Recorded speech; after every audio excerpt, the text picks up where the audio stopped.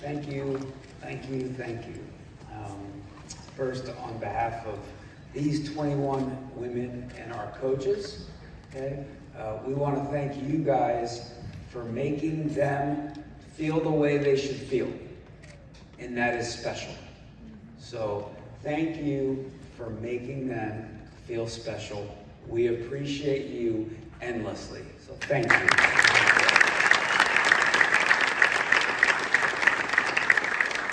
And Michael just alluded to it, right?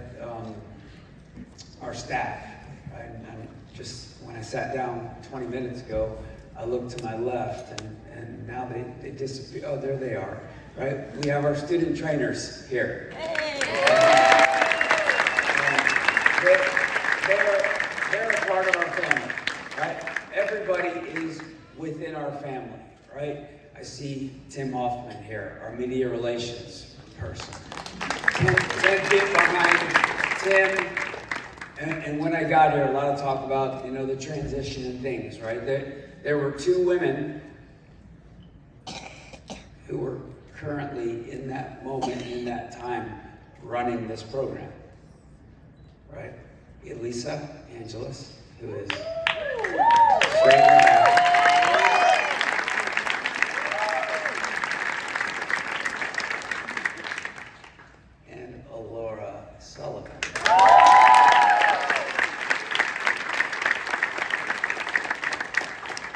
And I am lucky for a lot of reasons, okay? But these two women are literally priceless. They're literally priceless. They're phenomenal. Laura is our athletic trainer, unequivocally the best athletic trainer I've ever been around. And Elisa is our strength coach, unequivocally the best strength coach I've ever been around. But their feel for people, right? And knowing people. And they can both be their friends when they need to be their friends. They can be their moms when they need moms. And they can be their freaking hammers when they need to be their hammers, right? And that's not easy, right? Finding that balance is not easy. So being great at their jobs, but being also great human beings and knowing how to care for them and take care of them and keep this thing together, right? So forever grateful. The three of us had a special moment, right? I hope we didn't hurt anybody, after the ACC final, right when it went to a final, the three of us, kind of were giving headbutts to each other and hugging, and I was trying to thank them so dearly. And we had that same opportunity last night, right? For me to say thank you, because I am forever grateful for the two of you. So thank you.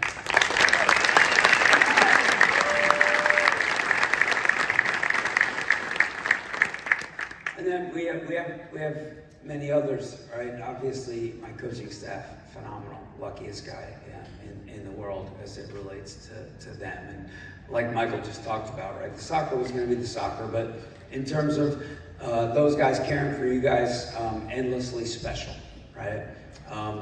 We have Juan and Oliver and John, who have been our analysts, and these guys.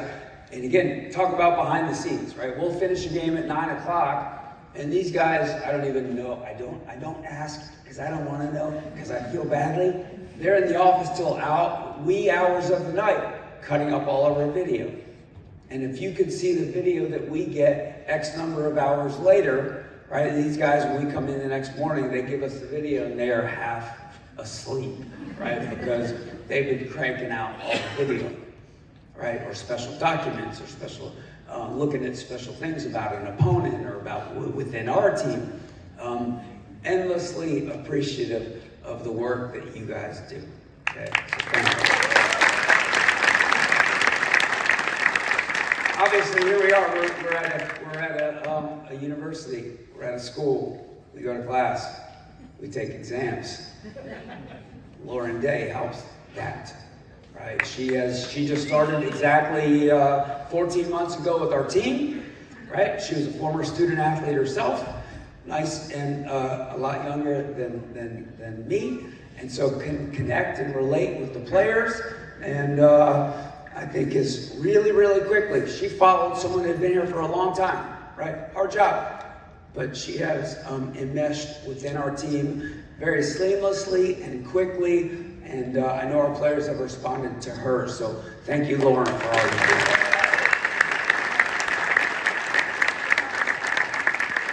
And right to her right? And what makes this program so special, and trust me, I walked into it, okay? And I'm just trying to stay out of the way in a lot of ways, right? Because what Mark Krikorian created here is not normal, okay? So, our nutritionists, right? How we sleep, how we recover, how we eat, how we hydrate, all of it matters. All the details matter. Because when we talk about now 4 national championships in 10 years in the modern era of college soccer, not normal. Right? We all know that North Carolina's won 22. Okay? But when we talk about the modern era, right? There were 2 teams with 3 national championships, right? Behind Carolina. Now there's 1 team with 4 behind Carolina. That other team, for those who don't know, Stanford, right? And again, I've been at Tennessee, I've been at Maryland, watching these programs, right? In the last 15 years, it's been Florida State and Stanford. What Paul has done at Stanford, phenomenal. What Mark had done here, phenomenal. 3 national championships apiece. And then last night happened. Right? So 4 in 10 years, it's not normal. And so we can't take it for granted. And when I say we, it's all of us, but it's also these players, right? I remember last year, we were about to, our last regular season game, we needed to beat Virginia Tech. If we beat Virginia Tech, we were going to be ACC regular season champions. And I told that to the team in our little video room, and they couldn't have cared less. And I'm sitting in the back like, whoa, standard's pretty high. And that is no joke. I remember it was you, Roque, who was like, well, I don't care. And then I told them, I said, hey guys, guess what? That's only been done 4 times in the history of this program. And they're like, maybe that's kind of interesting, right? And we did it, right? And then they did it again this year, right? They've won 10 out of 13 ACC championships. Not normal.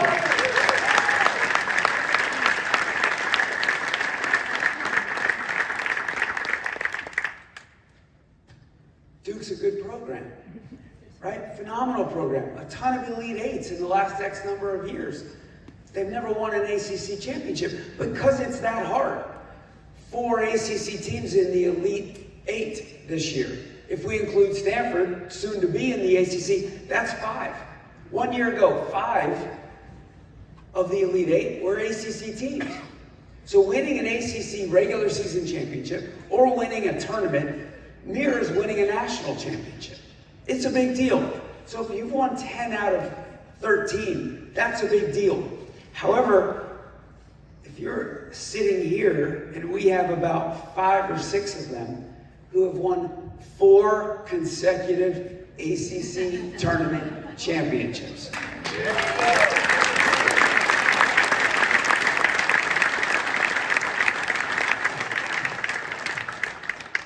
Not normal, right? And can't be taken for granted. And those same individuals have been to 4 straight college cups.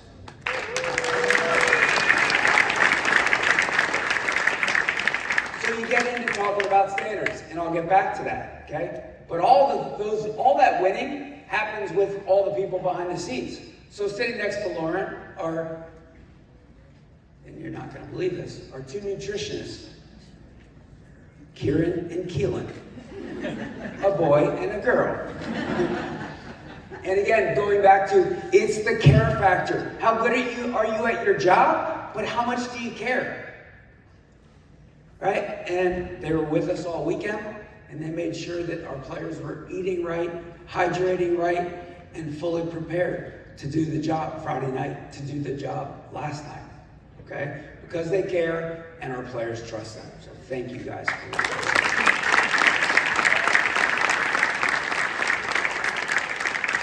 Right, and then there's everything we do, right? We have a bus, we have a plane, we have this, we're dealing with a restaurant here or there, whatever the case may be. A lot of logistical stuff goes into what we do, right? And if I don't hear from Sarah Buckley, life is good, right? It just means things are getting done, right? And with Sarah Buckley, our director of ops, things get done, right? So Bucks, thank you for all you do.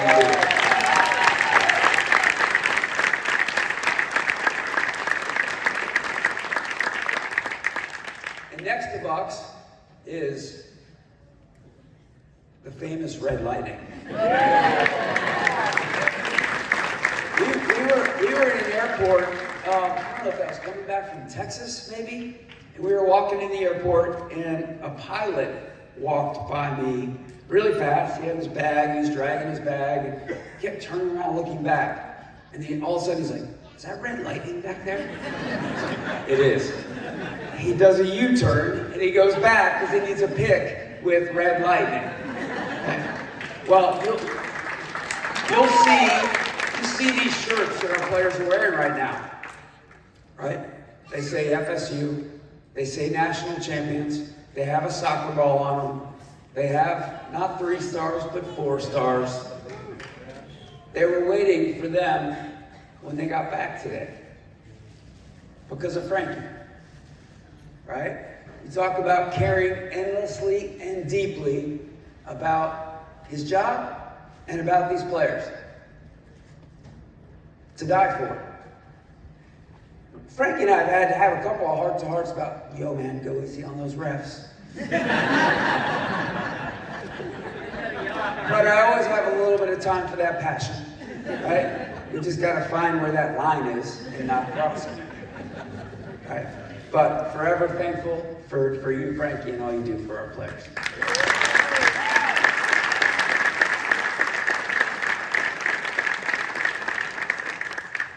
So Janine Lalick is the sport administrator for our sport. A little birdie told me that you are responsible for those fire trucks and that water shower that we got today coming in at the airport. You are responsible for the send-off that our players deserved last week, right? And then you're probably responsible for this tonight, right? Because you know what good looks like. And you know how these players should be cared for and respected and treated and all of it, right? And Janine and I worked together at Tennessee. And I remember when Janine called me a year and a half ago, and she was shortly after I had gotten here and was talking about coming here. And it was about 3 months later where I was in Michael's office and said, hey, how about I get a new boss? And he was like, yeah, well, just work with me in time. And Janine's my boss, and she's a great friend. Actually, in this order, Janine is a very good friend of my wife. They might like wine together, okay? So that's the most important thing about Janine, okay? And then she's a decent boss, okay? So thank you for all you do for our players, Janine.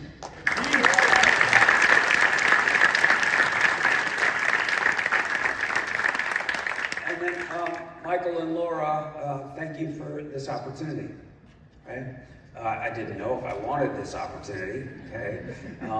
But eventually decided that I did and wanted to take a little bit of a leap of faith and take a risk and put myself out there.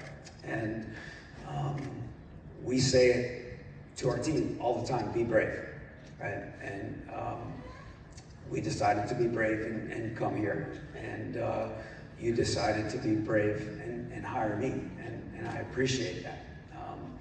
Laura, the way in which you endeared yourself to Abby came here with no children, because all of our children went off to college, and she came here with no friends. And she had a lot of dear friends in Knoxville. And that was not easy. And I was telling a story last night when I told Abby, I said, okay, we're moving to Tallahassee. And she was dehydrated from all the tears in less than 5 minutes, right? However, Laura, you, and Janine, and Cindy Hartman, and several others have been so great to her, and so thankful for that. So thank you, Michael and Laura.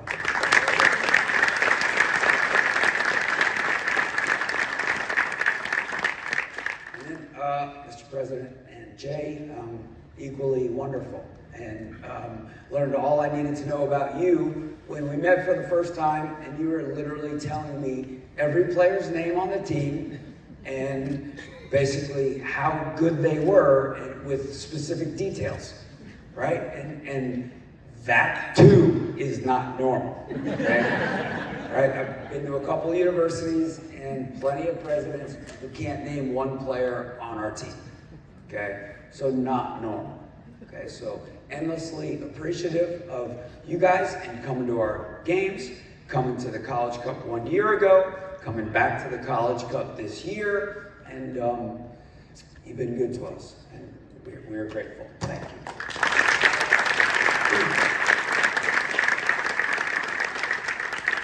And it's hard to be a coach, but it's a lot harder to be a coach's wife. You know, it's a lot.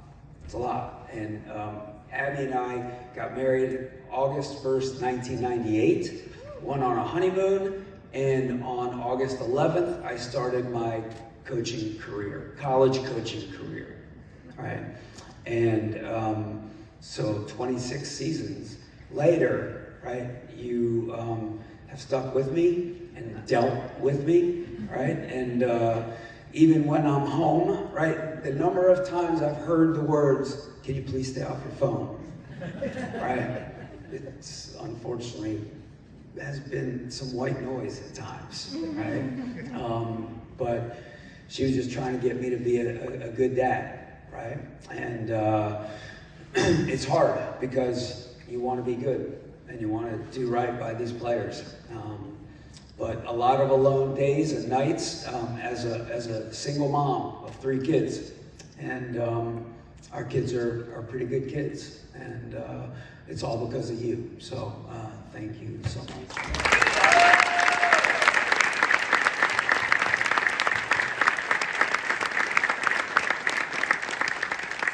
And then to the 21 women sitting in front of me, if you guys were here in the spring, you heard me say this, and I will say this forever, okay? And I have stolen it from another coach, okay?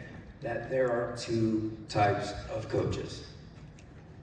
Coaches of great players and ex-coaches. And I am a coach of 21 phenomenal players.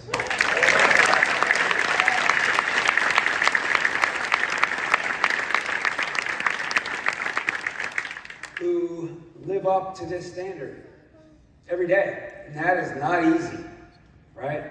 We all go out to practice every day. We see the College Cup logos. You see the national championships. It's everywhere. 3 stars, right, on our jerseys.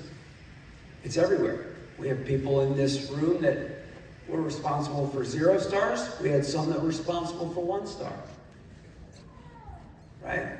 The standard is not normal. The success is not normal. The standard is not normal. And having to meet it and meeting it every year, that's not normal. But they have done it.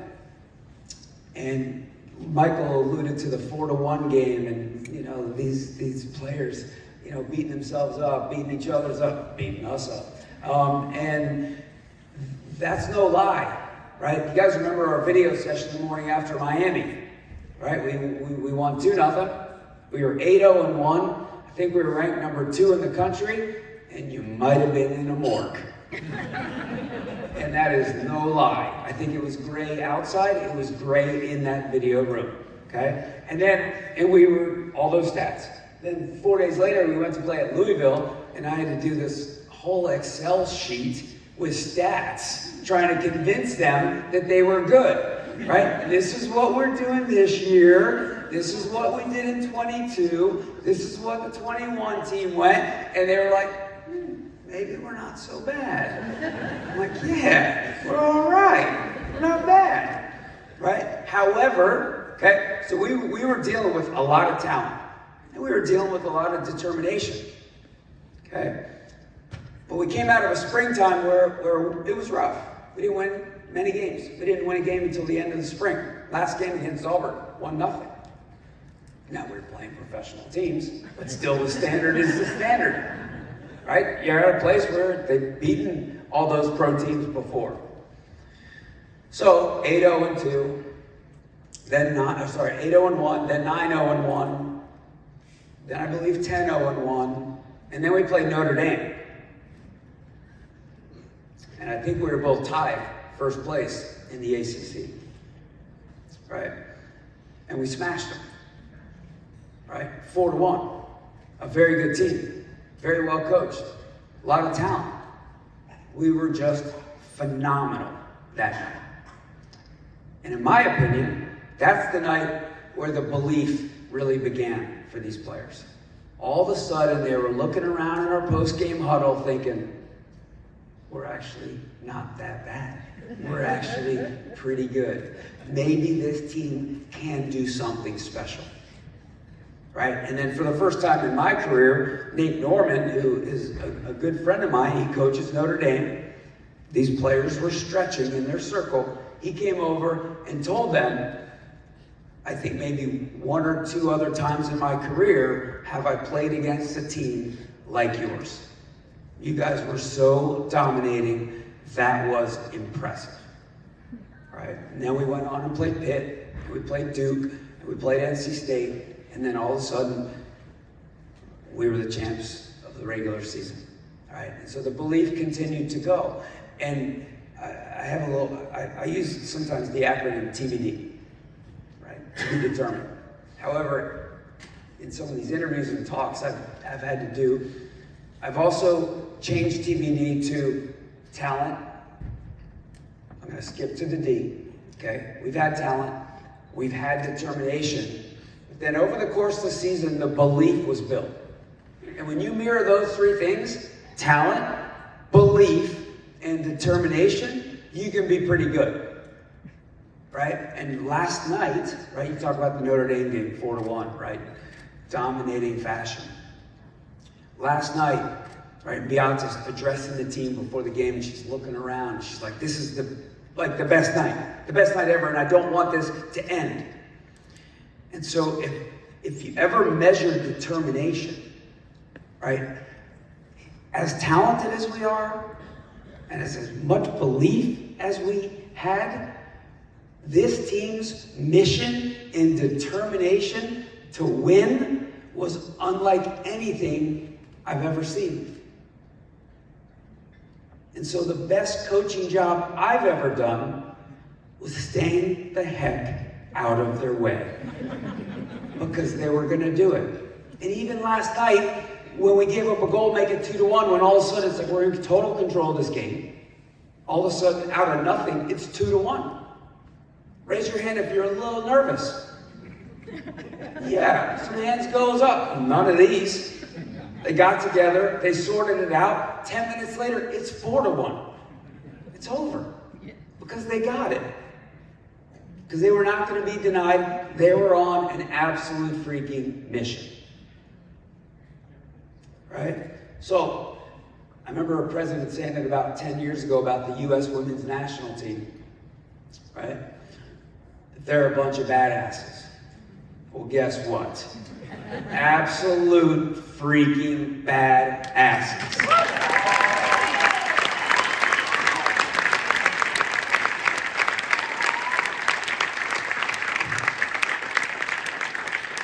That absolutely were not going to be denied.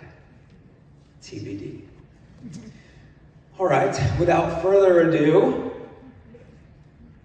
I'm going to bring up a couple of badasses.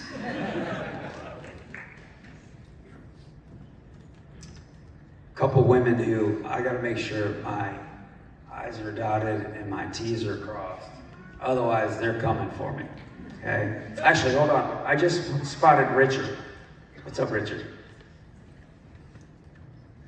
Yeah, you're Richard. Richard's turning around. Remember, Richard, you felt like a 10-year-old, right? I'm going to talk about Richard. Richard came up to me, and Richard embodies what Florida State supporters are about. Richard has his soccer ball right there. He came up and he asked for my autograph. And we're talking about the game last night. Richard couldn't find the game on the TV. And then he had a hard time, I think, finding the radio version on our website. And then Richard went to Stanford's website. And he found the radio version of the game on Stanford. And he listened to the game. Stanford radio calling the game. Didn't watch the game. Listened to the whole thing. If that doesn't embody, right, or define total Seminole pride and passion and support, I don't know what does. So, Richard, that touched me. Thank you.